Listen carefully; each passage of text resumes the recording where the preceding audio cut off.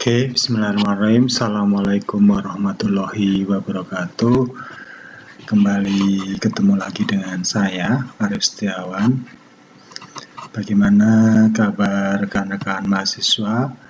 Semoga semuanya sehat dan selalu dalam lindungan Allah Subhanahu wa Ta'ala.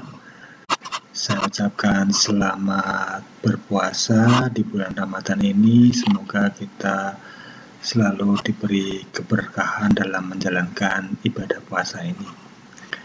Oke, kali ini kita akan coba membahas mengenai apa itu perseptron.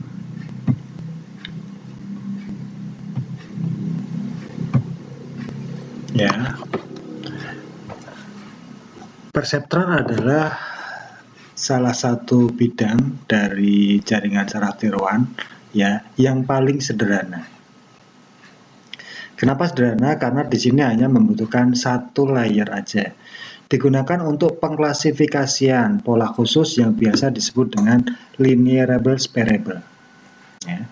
Terbatas hanya untuk mengklasifikasikan dua kelas saja. Jadi perseptron ini hanya bisa digunakan untuk mengklasifikasi dua kelas saja, kelas 1 dan kelas 2, kelas A dan kelas B. Arsitekturnya seperti ini. Input, ya, di sini ada input 1, input 2, input 3, 4, dan seterusnya sampai XP atau input P. Masuk ke sini diproses ya menggunakan threshold dan menghasilkan output Y. Atau lebih kompleksnya, di sini ada input X1, X2, X3, X4 dan seterusnya sampai XP, lalu dikenai bobot di sini W1, W2, W3 dan seterusnya. Lalu di sini threshold atau bias. Diproses menghasilkan V menggunakan fungsi aktivasi hard limit menghasilkan output Y. Secara simpelnya di sini X, di sini W, di sini proses, di sini output. Oke.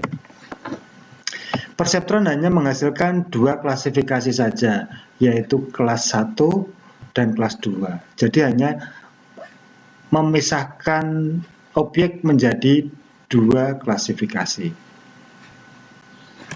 Next. Vektor input. Vektor input di sini X sama dengan X1, X2, X3, X4 dan seterusnya. Vektor input ini adalah ini, ya. X1, X2, X3 dan seterusnya. Selanjutnya vektor bobot. Vektor bobot adalah W1, W2, W3 dan seterusnya. Di sini nah ini W1, W2, W3 dan seterusnya. Vektor output di sini V sama dengan W dikali X. V sama dengan W dikali X. Kalau kita lihat di sini, V sama dengan W dikali X. Next. Aturan pembelajaran atau learning rule. Error, sinyal kesalahan dinyatakan sebagai berikut. E sama dengan TY.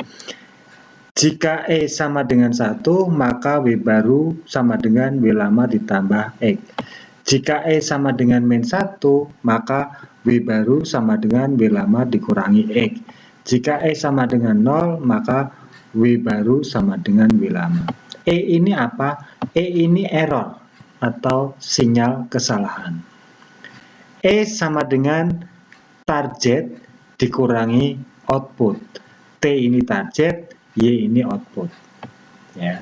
Jika error sama dengan 1, maka bobot baru sama dengan bobot lama ditambah X. X ini input.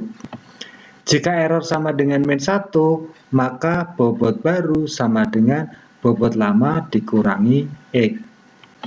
Jika error 0, ya sinyal kesalahan 0 berarti tidak ada error, maka bobot baru sama dengan bobot lama.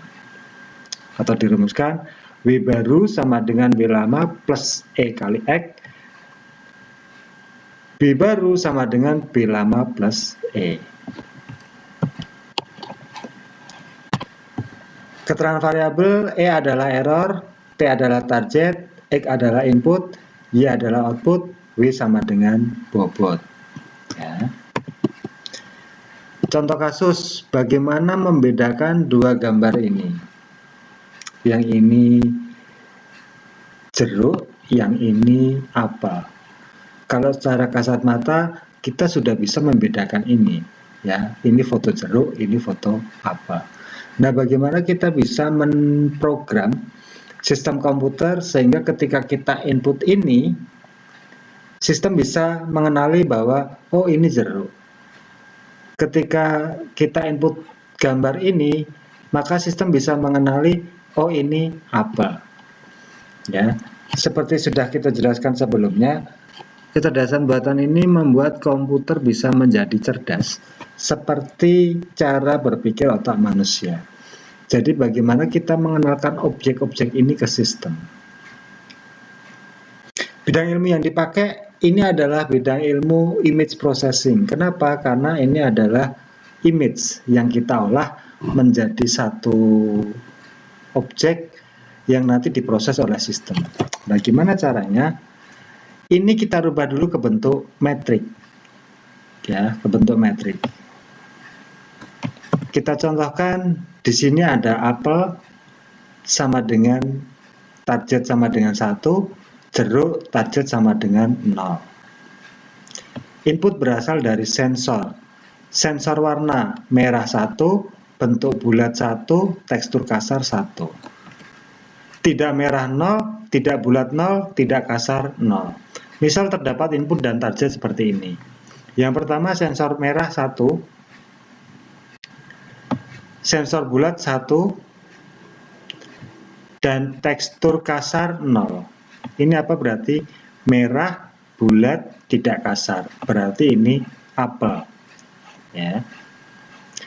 Target sama dengan 1. Target sama dengan 1 sudah diketahui di sini. Terus yang kedua, sensor warna merah 0 karena jeruk itu kuning. Terus sensor bulat 1, sensor tekstur kasar 1. Kuning, tidak merah, bulat, dan kasar. Ini 1. Ya, berarti ini metrik untuk jeruk. Target sama dengan 0. Sudah diketahui di sini. Target sama dengan 0. Coba kita proses menggunakan perseptron. Perseptron X1, X2, X3. Kenapa ini 3? Karena di sini jumlah metriknya 3. X1, X2, X3. Kalau di sini 4 variabel, berarti X-nya sampai 4. Kalau di sini 5 variabel, berarti X-nya sampai 5. Ya. Karena X-nya 3, otomatis di sini W-nya juga 3. Karena W ini muncul untuk mendampingi X. W1, W2, W3. V sama dengan X dikali W. V sama dengan X dikali W dan seterusnya. Ada 3 input yaitu X1, X2, dan X3. Ada 3 bobot yaitu W1, W2, dan W3. Tentukan bobot secara random. Nah, di sini bobot kita tentukan secara random didapatkan diketahui W1 sama dengan 0,5, W2 0,5, W3 0,5. Ini dapat dari mana? Didapat dari random. Ya. Sesuai rumus W sama dengan sigma W dikali X. Maka 1 dikali 0,5, 1 ini dari mana? 1 itu dari sini. 1. 0,5 dari mana? Dari sini. W1. Plus 1 lagi. Ini dari mana? Dari X2. Kali W2 0,5 plus 0 kali 0,5. 0 ini dari 0 kali 0,5 sama dengan ini ya. 1 kali setengah, setengah, 1 kali setengah, setengah, tambah 0 kali setengah 0. Maka ini setengah, hasilnya sama dengan 1. Maka V sama dengan 1. Oke, sekian dulu kuliah dari saya mengenai bahasan perseptron ini. Semoga ada diskusi di sini. Silahkan kalau ada diskusi Anda komen di bawah. Untuk absensi online silahkan Anda komen di bawah. Stay safe, tidak usah kemana-mana, tetap belajar di rumah aja. Mari kita bantu pemerintah untuk memutus sebaran COVID-19 dengan stay at home. Sekian kuliah dari saya, terima kasih. Billahi taufik wal hidayah. Wassalamualaikum warahmatullahi wabarakatuh.